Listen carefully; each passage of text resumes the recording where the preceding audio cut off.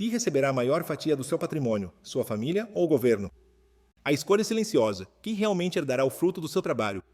Para toda pessoa que construiu um patrimônio, por menor que seja, e tem herdeiros, existe uma pergunta fundamental, ainda que silenciosa e frequentemente adiada. Após a sua partida, quem receberá a maior fatia do que você lutou para construir? A resposta para a grande maioria das famílias brasileiras é chocante e dolorosa. Não serão seus filhos ou seu cônjuge, mas sim um sócio compulsório e indesejado. O Estado, somado a uma cadeia de custos burocráticos.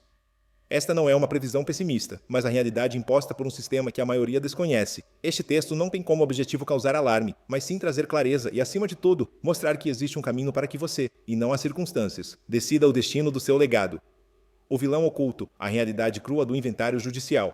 Quando uma pessoa falece deixando bens herdeiros, a lei brasileira é implacável. O patrimônio fica congelado. A única forma de descongelar e transferir esses bens para os nomes dos herdeiros é através de um processo chamado inventário.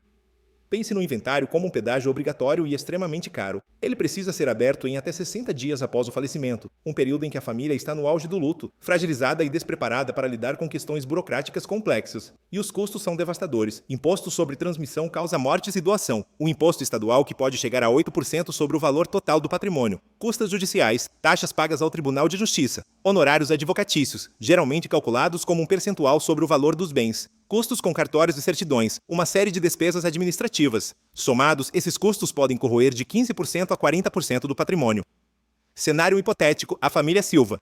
O senhor Silva, um homem trabalhador, faleceu deixando para sua esposa e 2 filhos um patrimônio de R$1 milhão, composto pela casa da família e uma aplicação financeira. A família, em mútuo, descobre que precisa abrir um inventário. Imposto de transmissão causa mortes e doação, 8%, R$80 mil. Honorários, 6%, R$60 mil. Custas e cartórios, R$15 mil. Total estimado, R$155 mil.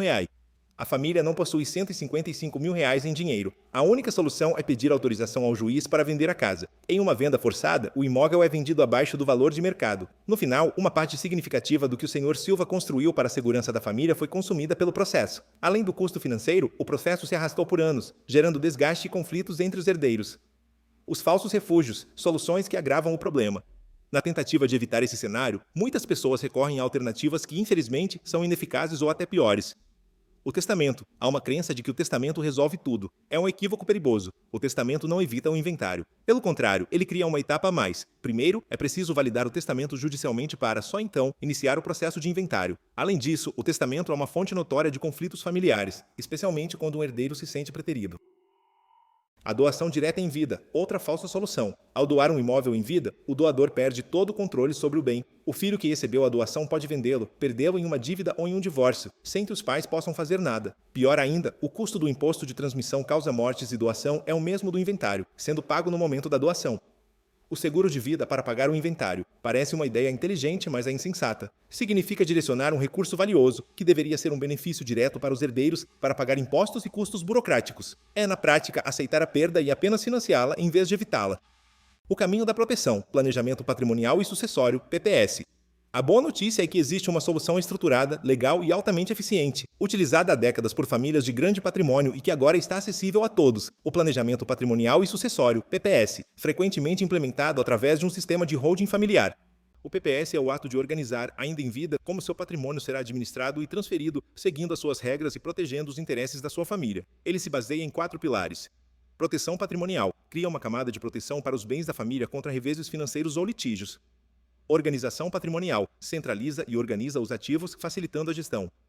Planejamento tributário. Busca máxima eficiência fiscal, reduzindo drasticamente a carga de impostos na sucessão, de forma totalmente lícita.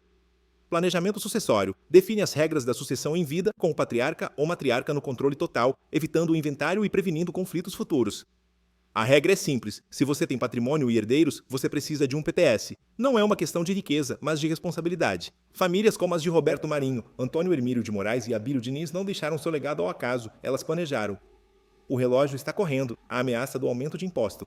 Existe um fator de urgência que torna a decisão de planejar ainda mais crítica. Atualmente, a alíquota máxima do imposto de transmissão causa mortes e doação é limitada a 8%. No entanto, há uma forte pressão para que esse teto aumente. Um projeto de resolução do Senado, PRS 57/2019, propõe elevar o limite para 16%. Outra proposta do CONFAS mira em 20%.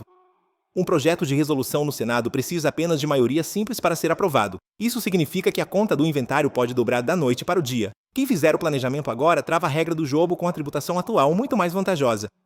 Assuma o controle do seu legado. A transferência do seu patrimônio não precisa ser um processo traumático e destrutivo. Ela pode ser um ato de cuidado organizado de forma inteligente e pacífica.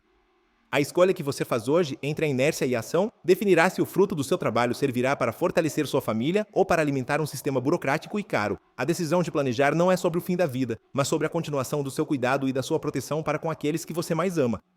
Sou Wagner Pereira Prazeres, advogado especialista em planejamento patrimonial e sucessório. Comente abaixo, dê seu like, siga-me nas redes sociais e compartilhe esse vídeo. Para mais informações, acesse wpp.adv.br. Até mais!